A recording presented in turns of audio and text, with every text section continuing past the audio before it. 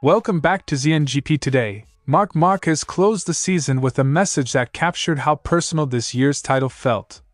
More than another addition to his tally, he calls the 2025 championship the most important of my life. A victory won against physical limits, doubt, and an inner rival. In a wide-ranging interview on the MotoGP channel, Marquez reflected on recovery, brotherhood, teamwork, and the changing landscape ahead, praising Ducati and Gigi Dall'Igna for restoring his confidence. At the Valencia post-race test, Jack Miller took his first full day on Yamaha's new V4 prototype, the factory's break with 2 decades of inline-four architecture. The Australian, who has ridden V4s from Honda, Ducati and KTM during a decade in MotoGP, came away with a clear early read. The machine carries Yamaha traits, but in parts it felt familiar in ways that echo other Marques. His impressions underline that the V4 project is off to a promising, work-in-progress start. Maverick Vinales has confirmed a major addition to his MotoGP program for 2026, 3-time MotoGP world champion Jorge Lorenzo.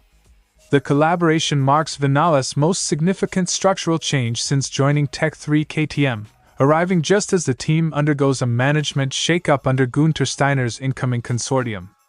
With KTM chasing its first win since 2022, the Spanish rider is pairing factory demands with personal evolution, and Lorenzo becomes a central piece of that plan. Don't forget to click subscribe button and the bell icon for MotoGP news update.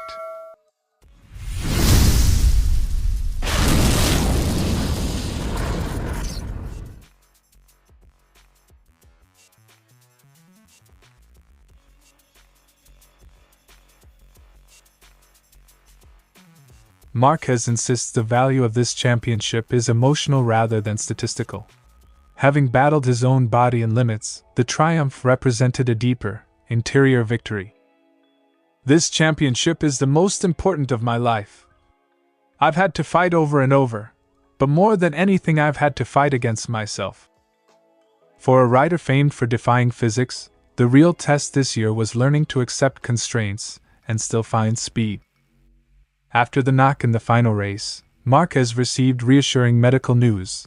The recent injury did not worsen the old problems that once derailed his career. He plans to use the winter for careful recovery. I'm fine. The doctors are happy.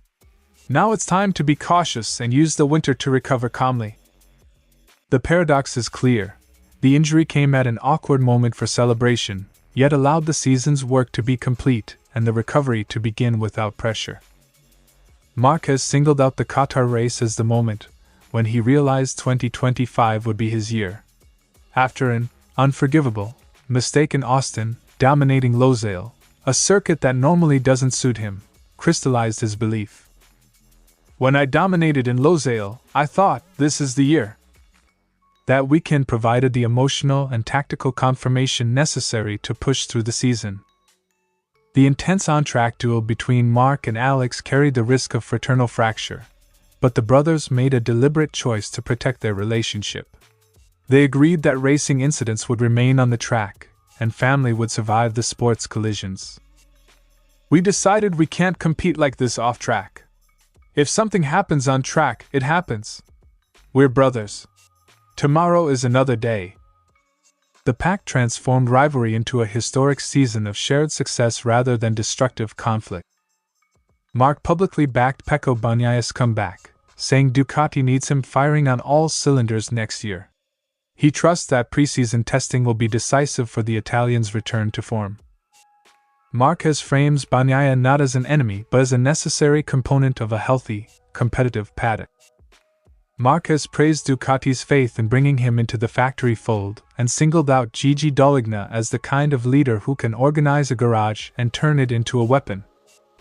The move to the factory team was not merely contractual. It restored a structure and confidence that mattered as much as the bike itself. Marquez greets 2026 with ambition but respect.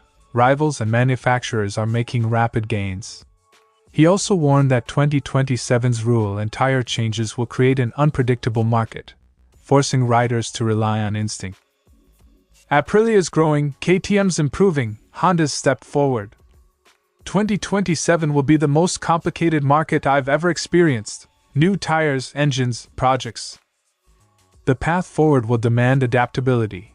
Marquez will continue only if he believes he can still win.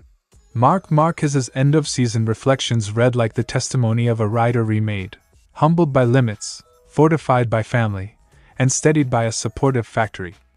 This title reshaped him, inside, not because of numbers, but because it proved he could relearn, adapt, and prevail. As MotoGP heads into a turbulent period of technical change, Marquez's blend of ambition and hard-earned caution makes him both a measuring stick and a student of what comes next. Miller's first verdict was diplomatic. The bike still has the Yamaha DNA, a baseline character the factory want to preserve even as it reinvents the layout. That identity gives the prototype its core feel, he said, before he pointed out the subtle cross-brand echoes. I think it has the Yamaha DNA about it. The comment suggests Yamaha are trying to marry familiar brand traits with new V4 dynamics rather than produce a wholesale departure. Miller broke down the sensory comparisons. The engine's tone brought a hint of Honda KTM, the inertia reminded him of Ducati, while torque delivery showed Yamaha's own character. Those cross-references come from a rider uniquely qualified to compare several V4 generations. It has a little bit of a Honda KTM sound to it, and a Ducati feel in terms of the inertia. But then it has its own character in the torque progression and the way the power comes on. The assessment is practical, not a glory appraisal, but a working inventory of strengths and questions for the engineers. Miller was 20th on the timesheets, a detail he said belied the day's real purpose, refining engine operation and building useful data for development. The prototype is a first iteration. Understanding its traits matters more than headline lap figures. Early test days prioritize feedback loops over pace, and Miller's experience is being channeled into Yamaha's next steps. With the inline project shelved, Yamaha have concentrated resources on the V4. Miller expects that increased manpower and focused effort will accelerate progress through the winter. The Valencia program is the starting point for a multi-stage development push. This is only the first iteration. Now it's all hands on deck for the new project. The manpower alone will help push development. The move signals Yamaha's commitment. The prototype's future will be defined by winter updates, not a single test outing. Beyond engine work, Miller flagged chassis stiffness as an area that needs tuning before the 2026 spec bike appears at Sepping tests. The team are collecting data now to decide where to go stiffer or softer for the next version. They were trying to understand where we need to go. Do we need to go stiffer here, softer there? Then that's what we'll do for the next version. Expect iterative refinements. The V4's engine character will be matched against chassis tweaks before the bike is declared race-ready. Jack Miller's first, measured take on Yamaha's V4 is exactly what a prototype needs. Qualified, sensory feedback from a rider who's sampled the grid's V4S. The bike shows Yamaha lineage and cross-manufacturer echoes, but it's still early days. With all hands on deck through the winter and targeted chassis work penciled in for Sepping, the V4's story is only beginning, and Miller's report suggests Yamaha have a clear roadmap for development.